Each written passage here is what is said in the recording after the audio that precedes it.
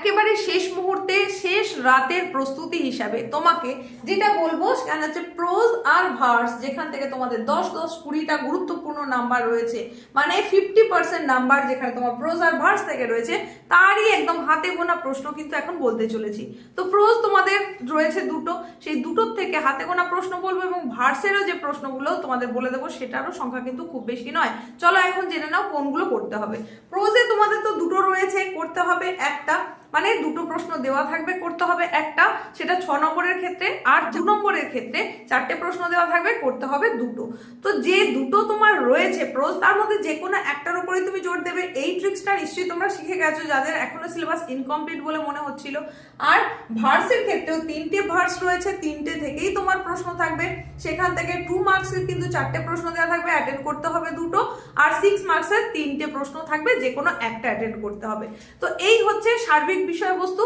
তো তার জন্যই তোমাদের আমি বলবো যে কোনো একটা ভার্স অন্তত খুব ভালো করে করবে, দুটো করতে পারলে তো খুবই ভালো, আর প্রোজের মধ্যেও যে কোনো একটা খুব ভালো করে করবে। তো প্রোজের মধ্যে 3 কোশ্চেন্স আমি বলেছিলাম, এটার উপরে জোর দেবে, এটা তোমাদের কাছে তুলনায় সহজ মনে হবে, ভালোভাবে তোমরা উত্তরটা লিখে আসতে পারবে। আর ভার্সের মধ্যেও তোমরা যেটা তোমাদের সহজ মনে হচ্ছে সেটা করতে পারো।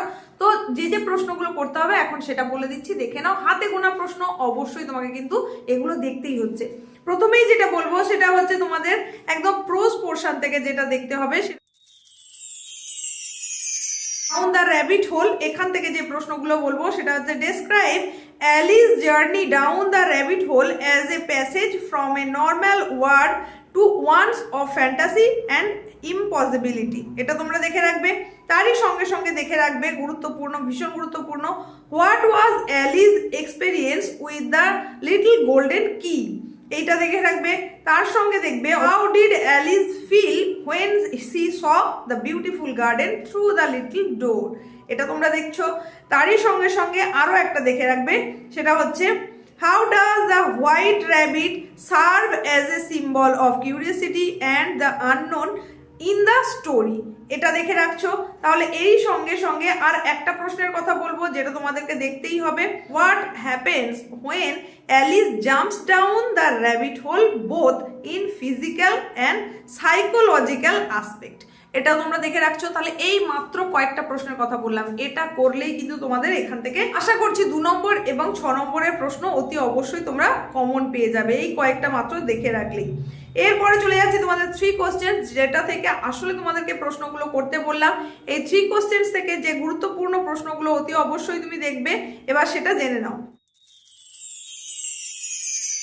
State the modern relevance of the story, 3 questions, এটা তোমাদেরকে দেখতে হচ্ছে।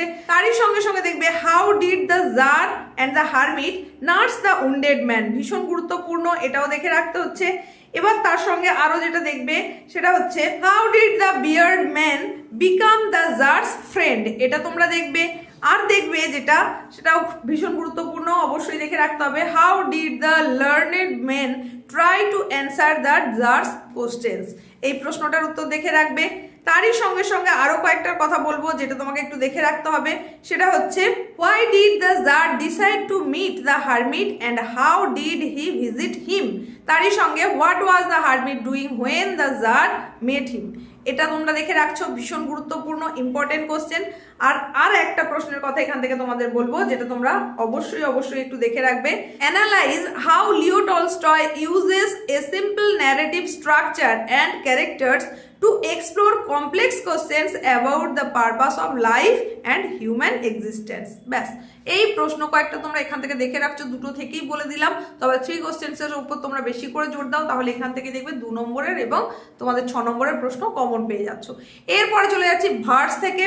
তো ভার্সে তোমাদের রয়েছে কটা, 3টে রয়েছে। এই 3টের মধ্যে তোমরা তোমাদের পছন্দ মতো অবশ্যই বেছে নেবে কোনটার উপরে জোর দেবে। প্রথমেই যেটার থেকে প্রশ্নগুলো আমি বলে দেব সেটা হচ্ছে হক রোস্টিং। এবার এই হক রোস্টিং থেকে তোমরা কি কি পড়বে সেটা একটুখানি দেখে নাও। Discuss the significance of the title of the poem Hawk Roasting. অবশ্যই এটা দেখতেই হচ্ছে ভীষণ গুরুত্বপূর্ণ। তার সঙ্গে সঙ্গে দেখবে describe the central theme or substance of the poem Haque roasting, এটা দেখে রাখবে।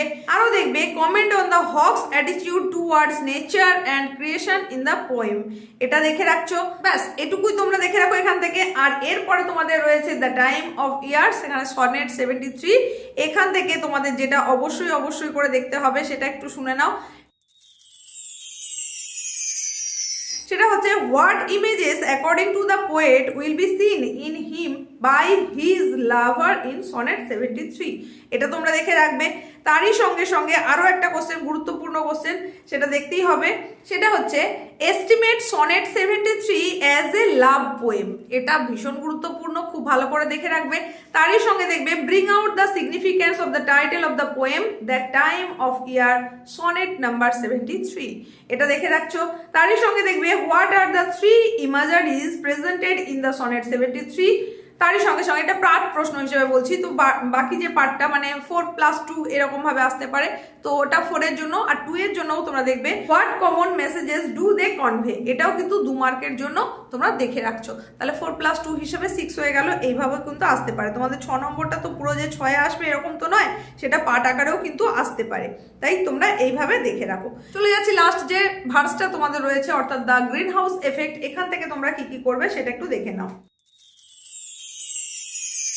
গ্রিন হাউস এফেক্ট, এখান থেকে তোমাদের যেটা করতেই হবে সেটা হচ্ছে justify the title of the poem the green house effect, অতি অবশ্যই এটা দেখবে।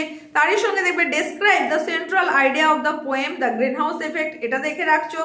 এটাকে তোমাদের আবার এইভাবেও আসতে পারে discuss the substance of the poem the green house effect, এটাও বলতে পারে। তারই সঙ্গে সঙ্গে অতি অবশ্যই একটু দেখে রাখবে যেটা, সেটা হচ্ছে what future picture of the city is drawn by the poet in the green house effect, এটা তোমার পার্ট প্রশ্ন হিসেবে ধরো 3 নম্বরে এলো। তারই সঙ্গে আরো একটা পার্টে দিয়ে দিল what activities will be seen in the sea and why, এটাও 3 নম্বরে, তাহলে 3+3 হিসেবেও কিন্তু আসতে পারে, এটাও একটু দেখে রাখবে। এরপরে যে প্রশ্নটার কথা বলবো যেটা তোমাকে দেখতেই হবে, how does the poet refer to both future and past in the poem the green house effect. Next question সেটা হচ্ছে what are the 2 major visual imageries presented in the poem the green house effect, এটাও একটা গুরুত্বপূর্ণ প্রশ্ন। ব্যাস একেবারে হাতে গোনা কয়েকটা মাত্র প্রশ্নের কথা তোমাদের বললাম। এই প্রশ্ন কয়েকটাই লাস্ট মিনিট তোমরা দেখে যাও, আশা করছি এগুলো দেখে গেলেই যাই প্রশ্নই আসুক না কেন সেখান থেকে তোমরা অতি অবশ্যই উত্তর করে আসতে পারবে, 2 নম্বরের হোক 6 নম্বরের হোক যাই হোক না কেন। তোমাদের ইতিমধ্যেই কিন্তু আমি ড্রামা পোর্শনের এবং রাইটিং পোর্শনের জন্য লাস্ট মিনিট সাজেশন দিয়ে দিয়েছি, সেটা তোমরা আশা করছি দেখে থাকবে। তো প্রোজ এবং ভার্স থেকে তোমাদের যে 20 নম্বর থাকবে সেই 20 নম্বরের জন্য লাস্ট মিনিট সাজেশন বলে দিলাম, এগুলো তোমরা দেখে যাও, তাহলেই কিন্তু কমন আসার সম্ভাবনা রয়েছে। যদি কমন নাও আসে, এই কয়েকটা প্রশ্ন পড়ে গেলে তোমার 2 মার্কের প্রশ্ন যাই আসুক 6 মার্কের প্রশ্ন যাই আসুক, তুমি লিখে কমসে কম সেটা অ্যাটেন্ড করতে পারবে, সেখান থেকে কিছু নম্বর আদায় করতে পারবে। সকলেই পরীক্ষা খুব খুব ভালো হোক এই শুভকামনার সঙ্গে এখানে শেষ করলাম।